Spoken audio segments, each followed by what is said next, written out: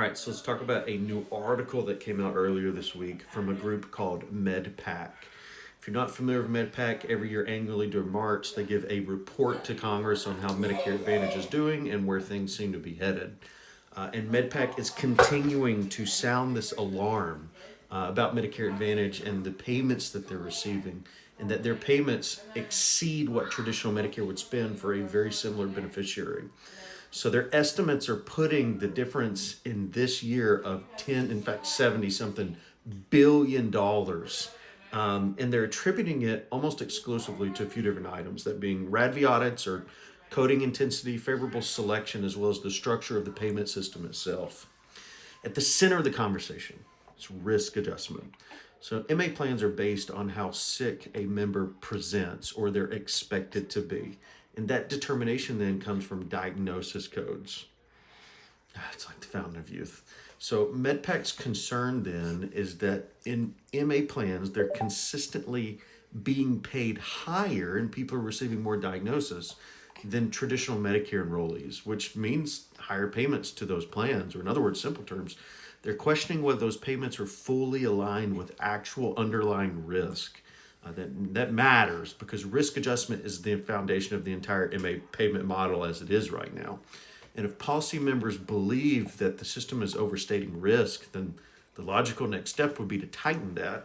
And we're already seeing that begin to happen through model changes. So they just transitioned to what's called version 28 with increased RADV audit activity and much broader scrutiny from regulators, including extra auditors that the Oz administration has hired for CMS. So MedPAC is also comparing total program cost. When they look at what MA spends versus what traditional Medicare would have spent for a similar population, their conclusion is that, MA is costing more. And that challenges a long-standing narrative that Medicare Advantage would be inherently more efficient from a federal spending perspective. In fact, when it was created, MA was only supposed to be reimbursed 95% per member of what traditional Medicare would spend on a member, and it's never been the case. Now, no one's suggesting that MA is going away. The program is clearly too large and too embedded in the system at this point.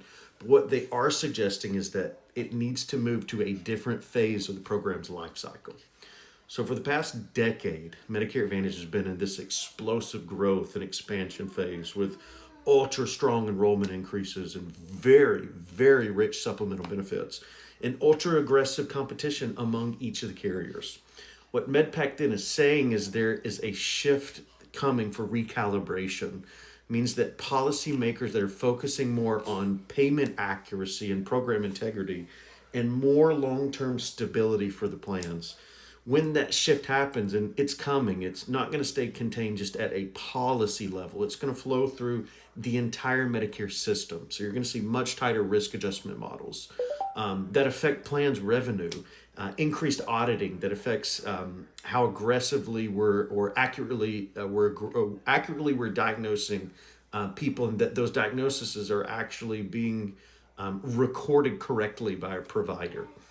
You can already start to see the early signs of this shift with changes in risk models and more aggressive enforcement, pressure on plan margins, and even adjustments in how carriers are thinking about distribution, but not only that, the acquisition cost for a member. And they're not isolated events. They're all connected to the same underlying issue, aligning payments more closely with the actual risk that they're taking on. So when we look at the MedPAC report, the most important takeaway probably isn't just that the numbers they estimated overpayments, though it is over $70 billion this year. It's the direction they're pointing. So Medicare Advantage is not being dismantled, but it is being examined more closely. And that typically leads to a more disciplined and more tightly managed program over time. That's the part of the conversation I think agents and industry participants should be absolutely paying attention to. Those types of shifts don't just stay in DC, right? They eventually show up in plan design with benefits and networks and how the market operates on a day-to-day basis. And that's what's going to affect you and your members. Say, hey, Harmony.